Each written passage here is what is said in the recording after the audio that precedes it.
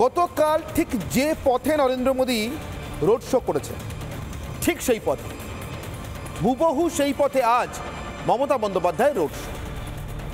গতকাল এই road show শুরু করার আগে নরেন্দ্র মোদী গিয়েছিলেন বাগবাজারে শ্রী মায়ের বাড়িতে উদ্বোধনে মায়ের আশীর্বাদ। নরেন্দ্র মোদীর রামকৃষ্ণ মিশনের সঙ্গে সম্পর্ক না হয় একটু অন্যরকম, ব্যক্তি জীবনে সেই সম্পর্কের গভীরতা এবং প্রসার এতটাই মমতা বন্দ্যোপাধ্যায় না হয় সেটা করে উঠতে পারেনি, এর জন্য তাকে কেউ কিছু বলছে।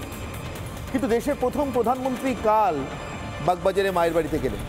হ্যাঁ, ৭৭ বছরে এই প্রথম আমাদের দেশের কোনো প্রধানমন্ত্রী সেই সংঘজননীর বাড়িতে পা রাখলেন যার পা ছুঁয়ে প্রণাম করে অনেক বিপ্লবী ব্রিটিশের রাতের ঘুম কেড়ে নিয়েছে এবং যাকে স্মরণ করে, যার শক্তি সঞ্চয় থেকে একটু শক্তি ধার নিয়ে তারা শুধু ব্রিটিশের ঘুম কাড়েননি, তারা এই দেশের স্বাধীনতার জন্য যে স্বাধীন দেশটা আপনি আমি আজকে ভোগ করি নিজের জীবনটা পর্যন্ত দিয়ে দিয়েছে। যা হোক, সেখানে না হয় ৭৭ বছরে কোনো প্রধানমন্ত্রীর সময় হয়নি, নরেন্দ্র মোদীর হলো, না হয় সেখানে মমতা বন্দ্যোপাধ্যায় আলাদা করে যেতে ইচ্ছে করে না, কিন্তু হুবহু ওই একই পথে রোড শো করতে ঠিক পরের দিন ২৪ ঘন্টার মধ্যে কেন ইচ্ছে হলো?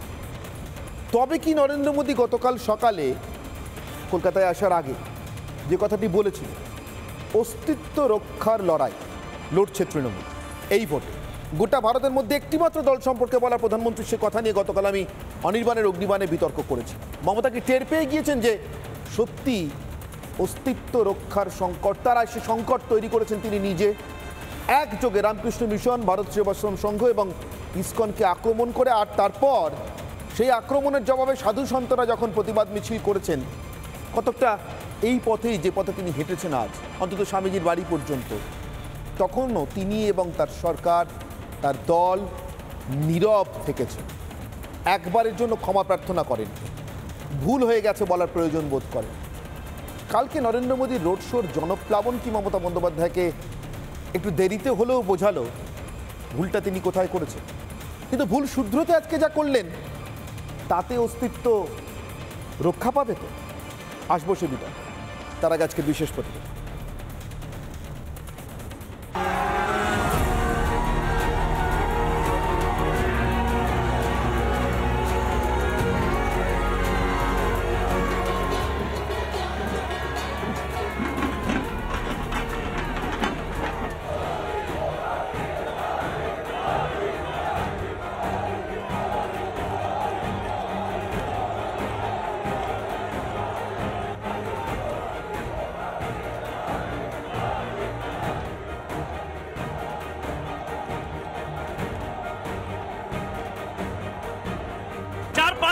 বহু মানুষ এই মুহূর্তে রয়েছেন যারা নরেন্দ্র মোদীকে দেখতে চান।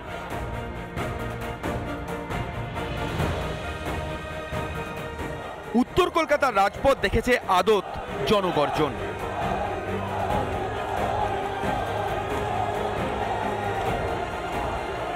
দেখেছে নতশির হয়ে বাঙালির আবেগ বাংলাকে ছুঁয়ে যাওয়া।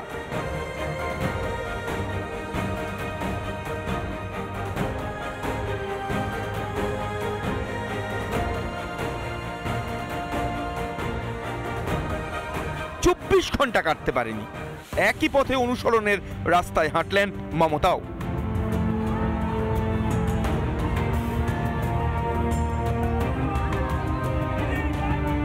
বাংলার মুখ্যমন্ত্রীর নিজের শহরের এই রাস্তা আগে মনে পড়েনি?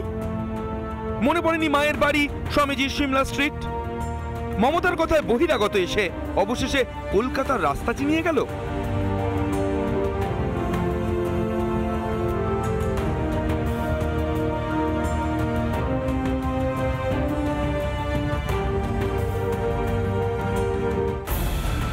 একযোগে রামকৃষ্ণ মিশন, ভারত সেবাশ্রম সংঘ, ইসকনকে যিনি আক্রমণ করেন, তিনি যে এসব গলি চিনবেন না সেটাই স্বাভাবিক। আমি তৃণমূল কংগ্রেসকে এজেন্ট বসতে দেবো না, সে লোকটাকে আমি সাধু বলে মনে করি না, তার কারণ তিনি ডাইরেক্ট পলিটিক্স করে দেশটা সর্বনাশ করছেন। একটি লোকের নাম করে বলেছিলাম, তার নাম কার্তিক মহারাজ, তিনি আমাদের এজেন্ট বসতে দেয়নি, কিন্তু বিজেপির চিহ্নটা বুকে লাগিয়ে রেখে করুন। বিশ্বজুড়ে নিন্দার পর অবশ্য থামেননি তৃণমূল নেত্রী। এবার প্রধানমন্ত্রীর ধ্যান নিয়েও তার সমস্যা।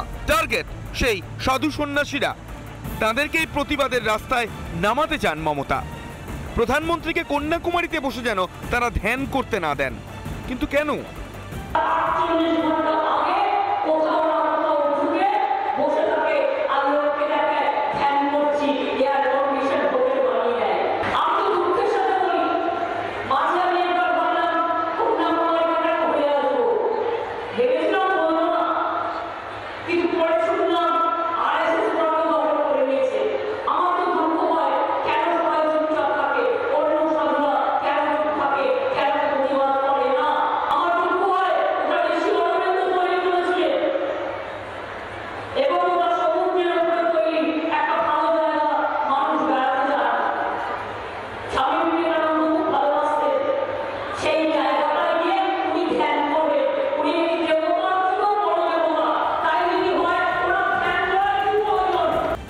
বারবার সন্ন্যাসী সমাজকে এহেন আক্রমণে বিপন্ন মমতার তৃণমূলের অস্তিত্ব। उनको मुझसे डर नहीं है, वो स्वयं से डरती है। उनको लगता है कि उन्होंने जो झूठी मायाजाल खड़ी की हुई है वो गुब्बारा फूट चुका। काल की जनता उनके कुकर्मों को भली भांति समझ गई है, वो बचने के लिए रास्ते खोज रही है। শেষ বেলায় হিন্দু প্রেমী সাজার চেষ্টায় গলবে মানুষের মন, নাকি তৃণমূলের মৃত্যু ঘণ্টা বেজে গিয়েছে? রিপাবলিক বাংলা।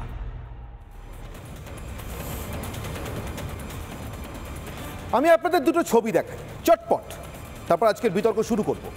দুটো ছবি চটপট। গতকাল প্রধানমন্ত্রী নরেন্দ্র মোদীর বাগবাজারে মায়ের বাড়িতে প্রণাম, তারপরে সরাসরি নেতাজি মূর্তির পাদদেশে একেবারে শ্যামবাজার পাঁচ মাথার মোড়ে, যেখান থেকে তিনি রোড শো শুরু করলেন।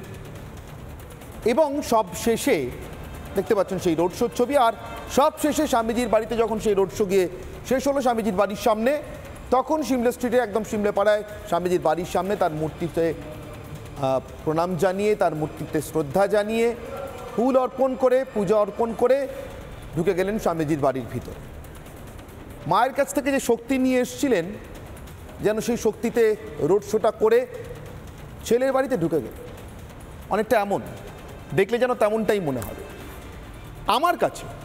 দর্শক বন্ধুরা, আমার কাছে এই গোটা রোড শোটাতে নরেন্দ্র মোদীর রামকৃষ্ণ মিশন, বাগবাজারে মায়ের বাড়ি, স্বামীজি, নেতাজি, তাদের প্রতি, তাদের আদর্শের প্রতি যে প্রেম, সেটা খাঁটি মনে হয়েছে, সোনার মতো মনে হয়েছে। সোজা কথাই বলছি, খাঁটি সোনা মনে হয়েছে। আমার মনে হয়নি কোথাও তিনি কিছু নতুন করে চাপিয়ে দিচ্ছেন, চাপানোর চেষ্টা করছেন। এরপরে আজকের রোড শোর ছবি ঠিক সেই পথে যেখানে মমতা বন্দ্যোপাধ্যায় হাঁটলেন, নরেন্দ্র মোদীকে অনুসরণ করে, যা জীবনে কখনো করেন। নিজের সবথেকে খারাপ সময়ও মমতা যেখানে সভা করেছেন, 7 থেকে 10 দিনের মধ্যে সিপিএম সেখানে ছুটে গিয়ে পাল্টা সভা করেছে। প্রথম মোদী রোড শো করছেন, পাল্টা মমতা পরের দিন একই পথে রোড শো করছে। এই যে প্রেমটা, এই যে দেখানোটা, এই যে সাজাটা, এটার মধ্যে কোথাও একটা ইমিটেশন গয়নার মতো লুক আসছে না? লুক অ্যান্ড ফিল আমরা বলি না, ওই লুক অ্যান্ড ফিলটা একবার ভাবুন দর্শক বন্ধু। আমার মনে হচ্ছিল খাঁটি সোনা। আর এটা সোনার মতো দেখতে, কিন্তু খাঁটি না ইমিটেশন? ইমিটেশন বলেই কি মমতার এতটা ভয়? আমার আজকের প্রশ্ন, আমার আজকের বিতর্কের প্রথম প্রশ্ন, প্রথম অগ্নিবাণ জানিয়ে আজকের বিতর্ক শুরু করব। অস্তিত্ব রক্ষায় মোদীকে অনুসরণ মমতা, যে অস্তিত্ব তিনি নিজেই সংকটের মুখে এনে দাঁড় করিয়েছেন। আমার সঙ্গে উপস্থিত যে অতিথিরা রয়েছে